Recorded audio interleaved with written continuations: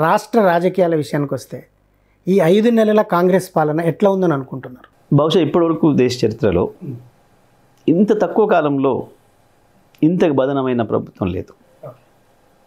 It is very clear. మీరే ప్రజలకు వెళ్ళినా ఎవరినడే చెప్తున్నారు. ఉంటాయి ప్రభుత్వాల మీద వ్యతిరేకతలు సహజంగానే వస్తాయి. కొన్నిసార్లు 5 ఏళ్ళు జరిగిన తర్వాత తీర్పిచ్చేటప్పుడు చూపిస్తారు ప్రజలు. కొన్ని ప్రభుత్వాలు మంచిగా చేస్తున్నప్పుడు ఇంకో అవకాశం ఇస్తారు, మళ్ళీ చూపిస్తారు. అట్లా మనం చూసినాం. ఒక దశ పోయిన తర్వాత ఎప్పుడో ఒకసారి మొహమెత్తి అబ్బా ఊకే వెళ్ళినా అని అనిపించే సందర్భం కూడా ఒకసారి వస్తుంది. మాకు కూడా వచ్చింది. మాకు మొన్న వచ్చింది కూడా 2 కారణాలు. అవతల వాళ్ళు మా ప్రత్యర్థులు ప్రజలు కన్విన్స్ చేసి దానికి ఉపయోగించిన పాయింట్ ఇది ఒకటి. అది ఒక ఈవెన్ సెంటిమెంట్ కూడా నాన్ సెంటిమెంటల్ ఇష్యూ. ఒక లాజిక్ లేని ఒక ఆర్గ్యుమెంట్ ఒకటే ఒక వాక్యంతో ఆ 2 సార్లు వేసినాం కదా, ఈసారి కొత్త వాళ్ళకి వేద్దామైంది. దానికి సెంటిమెంట్ కాదు, దానికి లాజిక్ లేదు, ఏది లేదు. లాజిక్ లేని స్లోగన్ ఒకటి. దానికి తోడు కేసీఆర్ ఇయ్యలేదు చేయలేదు అని చెప్పకుండా కేసీఆర్ ఇచ్చిందాకంటే మేము ఎక్కువ ఇస్తాం. సింపుల్. కేసీఆర్ 10 ఇచ్చిండు, రైతు బంధు మేము 15 ఇస్తాం. కేసీఆర్ 1,00,000 చేసిండు, మేము 2 లక్షలు రుణమాఫీ చేస్తాం. కేసీఆర్ ₹1,00,000 ఇస్తుండు పెళ్లికి, మేము తులం బంగారం ఇస్తాం. కేసీఆర్ 2,000 ఇచ్చిండు పెన్షన్, మేము 4,000 ఇస్తాం. ఎవరు మహిళలకి ఏదో 2,500 ఇస్తాం. పిల్లలకు ఎప్పుడు లేదు, మొదటిసారిగా కాలేజీ పిల్లలకు కూడా ఆశపెట్టి మీకు ఏదో ₹5,00,000 కార్డు ఇస్తాం. కాలేజీకి వెళ్ళి అమ్మాయిలు కూడా ఆశపెట్టి మీకు స్కూటీలు ఇస్తాం. ఇక ఇట్లా 1 నుంచి 100, 420 ఒకటి కాదు 2 అంటున్నారు కదా, 420 ఏమంటారు ఇంగ్లీష్లో? 420 అంతే కదా అంటారు. దానికి వాళ్ళు ఉలిక్కిపడి వాళ్ళు భుజాలు అనుకొని ఏందేందో మాట్లాడేసిండ్రు. కానీ జరిగింది అదే కదా. ఆయన ఎన్నికల కమిషన్ కంప్లీట్ చేసిండు ఒక ఆయన దాంట్లో. వాస్తవం తెలిపోయింది. సో ఇట్లా చేసి ఏమార్చవచ్చు ప్రజల్ని. ఓకే సరే, అందులో చిన్న చిన్నవి కొన్ని జరిగినవి కూడా ఉండొచ్చు. ఎందుకంటే 10 సంవత్సరాల పరిపాలన చేసినప్పుడు కొన్ని విషయాలలో మేము అనుకున్న స్థాయిలో డబుల్ బెడ్రూమ్లు ఇవ్వలేదనేది కావచ్చు. ఇంకా 1-2 ఇష్యూస్ ఏదైనా చిన్న చిన్న ఉంటాయి ప్రదేశంగా. కానీ మమ్మల్ని ఓడించే స్థాయిలో లేకుండే. మమ్మల్ని ఓడించేదానికి వీళ్ళు తీసుకున్నది మొదటిదేమో మాకు మించిన హామీలు ఇచ్చాడు. సింపుల్. ఏముంది, పెద్ద మనుషులు అప్పటిదాకా అయ్యో కేసీఆర్ ఏమో పెద్ద కొడుకు, మమ్మల్ని జాతున్నాడు, మమ్మల్ని చూస్తున్నాడు, మా పిల్లలు పట్టుకోకపోయినా అని బాగా సంతోషంగా ఉండే. ఏమైంది, చిన్న కొడుకు వచ్చి నేను 4 ఇస్తా అన్నాడు. మరి పెద్దోళ్ళకంటే చిన్నోడు మంచిగా జాతర అంటుడు కదా అని గడప దాటారు పోయిన పాపం. సో అట్లా మా మీద కూడా జరిగింది 2023లో. కానీ ఇప్పుడు జస్ట్ 4 నెలల్లో ప్రభుత్వం యొక్క ఇనేబిలిటీ, అశక్తత లేదా వాళ్ళ ఇన్ఎక్స్పీరియన్స్, అనుభవ రాహిత్యం, ఈ రెండింటి తోడు వెంజెన్సీ. అసలు తెలంగాణలో గతంలో ఎప్పుడు లేదు. ఏది కక్ష పెట్టుకొని పరిపాలన చేయడం అనేది, అధికారాన్ని ఉపయోగించి కక్ష తీర్చుకోవడానికి ప్రయత్నం చేయడం అనేది, అది మొదటిసారి చూసినాం. రేంజ్ పాలిటిక్స్ ఒక విధంగా మొదటిసారి చూసినాం. గతంలో ఎప్పుడు లేవు మన దగ్గర. మేము చూసినాం. బీఆర్ఎస్ 2 సార్లు వచ్చినా ఒక చిన్న పొలిటికల్ కేసు నమోదు కానీ మేము ఏది గ్రాస్ రూట్ లెవెల్ నుంచి, ఒక గ్రామం నుంచి వెళ్ళి పైదాకా పోలీసుని వాడడం అనేది మాకు ఎప్పుడు కూడా లేదు. అసలు ప్రిన్సిపల్గానే ఎగనిస్ట్ మేము. కేసీఆర్ గారు కానీ మేము కానీ, కేసీఆర్ గారు మాకు చెప్తుండేది ఎప్పుడు, పోలీసు మీద ఆధారపడితే మీరు మరోసారి గెలవరు, పోలీసుని వాడొద్దు, మీరు గుర్తుపెట్టుకోండి. పోలీసులు రొటీన్గా వాళ్ళ లా అండ్ ఆర్డర్ అనేది వాళ్ళు చేసుకుంటారు. సో వాళ్ళని మీ పాలిటిక్స్లోకి తీసుకురాకండి, మీ పొలిటికల్ అవసరాల కొరకు వాళ్ళని వాడండి. వాళ్ళు వాడడం మొదలైతే మీరు కార్యకర్తల నుంచి దూరమైనట్టే అని బాగుంది చెప్పేవాళ్ళు. దాన్ని మేము మొదటి నుంచి కూడా అమలు చేస్తున్నాం. మీరు చూసి మన నల్గొండ జిల్లా లాంటి జిల్లా ఎటువంటి ఫ్రాక్షన్ జిల్లా. 2014 ముందు ఏ సాధారణ ఎన్నికలైనా మన జిల్లాలో కనీసం ఒక 60-70 విలేజ్లలో ఇట్లాంటి కొట్లాటలు అయ్యేదో, ఎన్ని కేసులు అయ్యేదో, ఎన్ని మర్డర్లు అయ్యేదో, ఎన్ని లూటీలు అయ్యేదో మనం చూసినాం. ఒక్కటంటే ఒకటి జరిగిందా ఎన్నికల తర్వాత నుంచి? ఇప్పుడు 2014 కావచ్చు, 18 కావచ్చు, ఎప్పుడు కూడా జరగలేదు. 23 వరకు కూడా అంత పీస్ఫుల్గా చేసినాం మనం.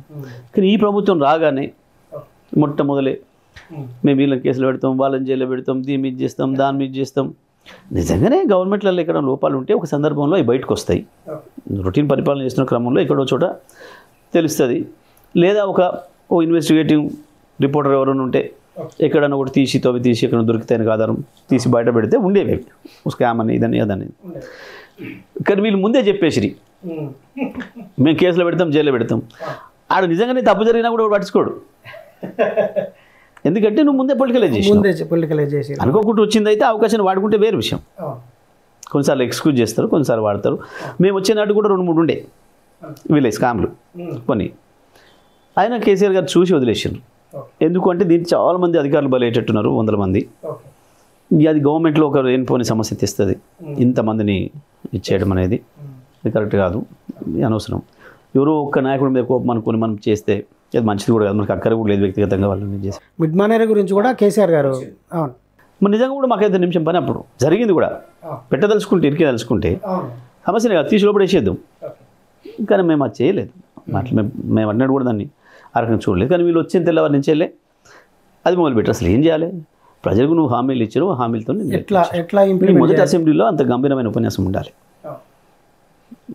ఇక మేము చేసినాం, ఇవాళ మేము వచ్చినాం, 10 ఏళ్ళు మీరు ఉన్నారు, ఇప్పుడు మాకు అవకాశం ఇచ్చారు ప్రజలు, మేము ఈ రకంగా అనుకుంటున్నాం, ఇది ఇట్లా చేయాలనుకుంటున్నాం, మీ ఎక్స్పీరియన్స్ కూడా తీసుకుంటాం తప్పకుండా.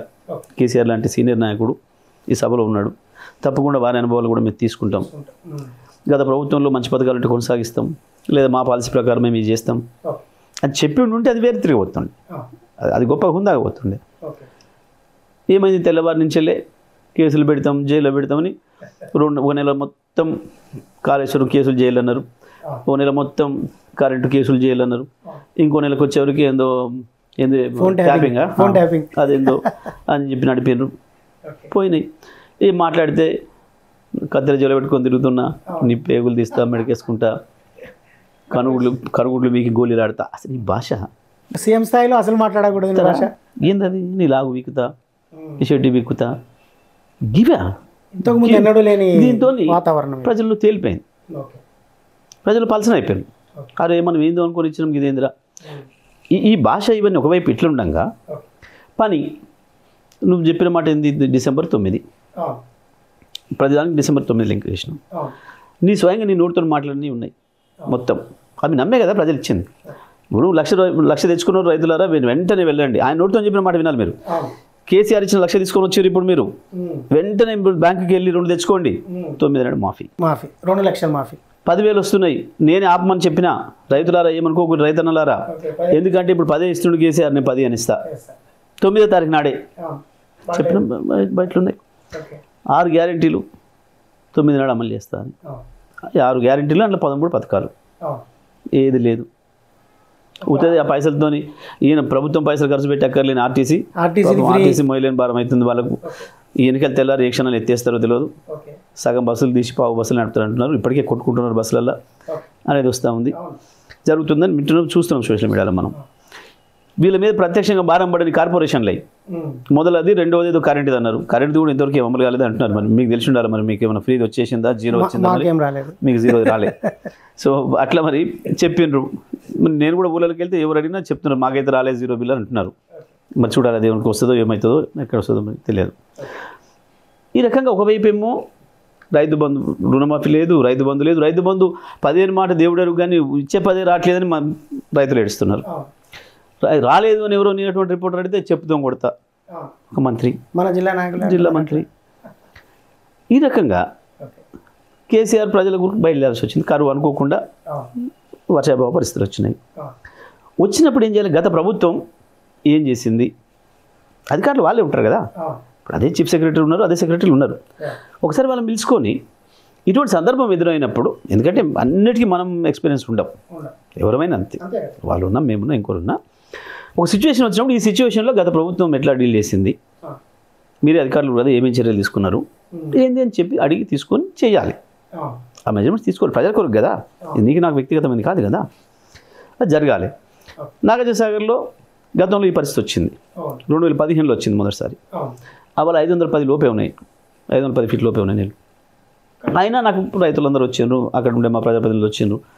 నేను పోయి సీఎం గారు వివరించిన, నాకు ఇది పరిస్థితి ఉంది, ఇట్లా ఉంది, ఒక్క తడి నీళ్ళు ఇస్తే లక్షలాది ఎకరాలు పండే అవకాశం ఉంది, మార్గం ఏంది అన్నాడు.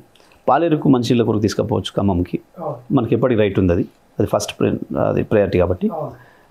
ఒక మాట వాళ్ళకి చెప్తే నీళ్ళు ఇస్తే నేను ఇచ్చే పద్ధతులు నేను ఇస్తాను రైతులకి అని చెప్పిన. చలో పొమ్మన్నాడు, నా ముందే ఫోన్ చేసి చెప్పాను, నీళ్ళు వదిలేంటే ఖమ్మం మంచిలు కావాలని చెప్పాను. పద్ధతిలో తీసిన చేసిన. నేను ఎప్పుడు దాని పొలిటికల్ కూడా వాడుకోవాలి మేము అన్నాడు. మీరు ఇది కూడా గుర్తుపెట్టుకోవాలి, మేము దీన్ని బయట మాట్లాడలే ఎవరం కూడా.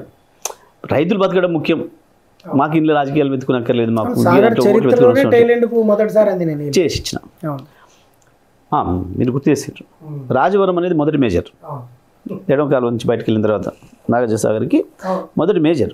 ఆ రాజవరం ఊర్లో నుంచి వెళ్ళి చూస్తే అటు కృష్ణ కనబడుతుంది, పైనుంచి వెళ్ళి వాళ్ళకి హక్కు ఉంది. వాళ్ళకి ఎన్ని అడవాలి 50 ఏళ్లలో. నేను మొదటిసారి వెళ్ళి సార్ చెప్పాను నాకు, అది మీ దగ్గర ఒక టేలెంట్ అనే పదం వాడతారా, ఆ టేలెంట్ అంటే తోలు తీయాలని చెప్పేవాడు. నేను టేలెంట్ అనే మాట రావద్దు తెలంగాణ, మొదటి తోడు టేలెంట్ ఎట్లయితాడు, ఎవడో చివరో న్యూస్ వీడియో అవుతాడు కానీ అని చెప్పారు సార్. చలో నేను ఆ ఎక్స్పీరియన్స్ తీసుకున్న పోయి దంచిన ఆడదాకా నిలుచుకుపోయినా నేను నిలబడి ఈ రకంగా చేసినాం. సో అది రొటీన్గా ఈ కరువు పరిస్థితి వచ్చినప్పుడు కూడా ఒక ఉపాయం చేసినాం. చెప్పినా నేను కేఆర్ఎంబి ఇట్లా విషయం అంటే సార్ ఉండి కేఆర్ఎంబి నథింగ్ ఫర్గట్ బట్ దాన్ని పట్టించుకోకు నువ్వు ఫర్గెట్ సింపుల్, ఏ పద్ధతిలో నీళ్ళు శపథలు తీసుకో నువ్వు అంతే పోయి అన్నాడు. అసలు కేఆర్ఎంబి అనేది ఒకటి ఉందన్న సంగతి ప్రజలు కూడా తెలియలేదు. కానీ ఇప్పుడు పెద్ద వివాదమై కూర్చుంది, పెద్ద వార్త కూర్చుంది. చేసినాం, కొట్టినాం, ఇచ్చినాం. మళ్ళీ 2023లో ఫస్ట్ క్రాప్ కూడా అది పరిస్థితి వచ్చింది, ఇచ్చినాం. సేమ్ పద్ధతిలో ఇచ్చినాం నీళ్ళు, కానీ ఈసారి ఇచ్చినాం, బతికిచ్చినాం, అయిపోయింది. సాధ్యం కావట్లే, ఒకవేళ మంచిళ్ళకే తీయాలని ఉందనుకో, ఆ విషయం చెప్పాలి కదా రైతులకు ముందు. వేయకండి, ఒక చుక్క నీళ్ళు రావు, మీరు అనవసరంగా ప్రభుత్వం మీద విశ్వాసం పెట్టుకొని కనుక వేస్తే నష్టపోతారు మీరు, ప్రభుత్వం బాధ్యత కదా. మేము 2015లో వచ్చినప్పుడు ఆల్టర్నేట్ చెప్పినాం, ఆల్టర్నేట్ పంటలు వేసుకోండి, ఇగో గీ మినుములు వేయండి, గీ కందులు వేయండి, గీ పెసలు వేయండి, గీ మొక్కలు వేయండి, లేకపోతే గీ వేయండి, దానికి సరిపోయే విత్తనాలు ఇస్తాం, ఎరువులు ఇస్తాం. కానీ నీళ్ళు లేనప్పుడు మన ప్రయోజనం లేదు, ప్రకృతి విరుద్ధంగా పోలేము మనం. ప్రజలు ఎడ్యుకేట్ చేయాలి, చెప్పాలి, ప్రజల కాన్ఫిడెన్స్లో తీసుకోవాలి, రైతుల కాన్ఫిడెన్స్లో తీసుకోవాలి. ఇది బాధ్యత మన ప్రభుత్వంగా. అయితే గతంలో వీళ్ళకి ఈ చరిత్ర ఏంటంటే అసలు రైతును సెంట్రిక్గా ఎప్పుడు పరిపాలన జరగాలి, చేయలే. ఇండస్ట్రీస్ని పట్టించుకున్నారు, ఇండస్ట్రియలిస్టులను పట్టించుకున్నారు, వాళ్ళకి నష్టం జరిగితే వాళ్ళ అప్పులు మాఫీ చేసిరే తప్ప రైతును కేంద్రంగా, రైతులు కేంద్ర బిందువుగా గతంలో ఎప్పుడు పరిపాలన జరగాలి. ఒక్క కేసీఆర్ ఈ రాష్ట్రంలో, ఈ దేశంలో చేసింది. కొద్దిగా దేవిలాల్ సమయంలో, ఆడ కొద్దిగా చంద్రసింగ్ సమయంలో ఏదో ప్రయత్నం చేయబోయినరు, వాళ్ళు కూడా కొంతమేరకు చేసిండ్రు. ఒక దేవిలాల్ గారు అప్పుడు అప్పు కూడా మాఫీ చేసిండ్రు, రుణమాఫీ ఫస్ట్ టైం ఆయన చేసిండు. అంతే తప్ప భారతదేశంలో ఇక రైతు గురించి పట్టించుకున్న ప్రభుత్వాలు లేవు. నిర్మాణాత్మకంగా స్వామినాథన్ కమిషన్ యొక్క సూచనలు కూడా తీసుకొని పరిపాలన చేసిన నాయకుడు కేసీఆర్ గారు. సో ఇప్పుడు ఇవన్నీ చూసిండ్రు. రైతు బంధు రైతు అడగకపోయినా ఇచ్చిండు, అసలు ఎన్నికలకు పోలింగ్ సంబంధం, ఓట్లకు సంబంధం లేకుండా ఇచ్చిండు, మేనిఫెస్టోలో లేనిది ఇచ్చిండు. అటువంటిది ఇవాళ వీళ్ళు వచ్చి రైతు బంధు తీసేసిరి, విస్తరణ పథకాలు ఏమీ లేవు. ఇంకా దారుణం ఏంటంటే ఆ 2000 పెన్షన్ అబతాతకి ఇస్తా అన్నాడు, ఇద్దరికి ఇస్తా అన్నాడు, 4000 చేస్తా అన్నాడు. ఇవాళ డిసెంబర్ 9వ తారీఖు తర్వాత 8,000 లెక్కేసుకున్నారు చాలా ఇంట్లో, ఇద్దరు ఉన్నోళ్ళు పోయినాయి. అసలు 4000 పక్కన పెట్టు, 2000 చక్కగా ఇయ్యలే. ఇప్పుడు ఒక నెల ఎగ్గొట్టున్నారు, ఇప్పటికి ఉంది. మీరు ఏ పెద్ద మనుషులు అడిగినా, ఏ పెన్షన్ ధర చెప్తారు ఒక నెల బాకీ ఉంది ఇంకా గవర్నమెంట్ అనే విషయం. అయితే ఇట్లా ఇన్ని రంగాలుగా ఫెయిల్ అయినారు. ఇటేమో చేసే పనిలో విఫలమైనరు, వస్తున్న కరువు పరిస్థితిని ఎదుర్కోవడంలో విఫలమైనరు, అన్ని పోయినాయి. ఇంకోవైపు ఏమో వెంజెన్సీతో పనిచేసినారు, కక్షపూరితంగా పనిచేసినారు. ఈ అన్నిటి దృష్ట్యా 100 రోజుల్లోనే తేలిపోయారు. ఇంకోటి ఏంటి, వాయిదాలు, వాయిదా మీద వాయిదా పెట్టుకుంటూ వచ్చిండు. అదే చెప్తున్నాను నేను. ఏమైంది, డిసెంబర్ 9 పోయింది, 10th జనవరి 1st జనవరి చెప్పారు, పోయింది. ఫిబ్రవరి 15 అన్నారు, పోయింది. మార్చ్ 10th అన్నారు, పోయింది. ఇప్పుడు చివరికి వచ్చరికి ఏమైంది, ఇక ముందు నా మీద నమ్మకంతోనే ఉండమని చెప్పాడు, అయిపోయింది. ఇప్పుడు దేవునితోడు వచ్చింది. ఎప్పుడు ఇస్తాం, ఎవరైనా ఇప్పుడు మన మీద విశ్వాసం పోయినప్పుడే కదా, అమ్మ మీద ఒట్టరా, నాయన మీద ఒట్టరా, దేవుని మీద ఒట్టరా, చివరికి పిల్లల మీద ఒట్టరా అనే మాట నమ్మించే ప్రయత్నం, మన మీద విశ్వాసం పోయినప్పుడు వచ్చే మాట అది. అయిపోయింది, ఆయనకి ఇప్పుడు అర్థమైపోయింది. ఆయన ప్రజలు నన్ను తీసుకోవట్లేరు, నా మీద విశ్వాసం కోల్పోతున్న విషయం అర్థమైపోయింది అని, దానివల్ల వస్తుంది. సో అట్లా 4 నెలల్లోనే ప్రజలకు విశ్వాసం పోయిందనే విషయాన్ని ముఖ్యమంత్రి స్వయంగా ఒప్పుకున్నట్టు చెప్పాడు.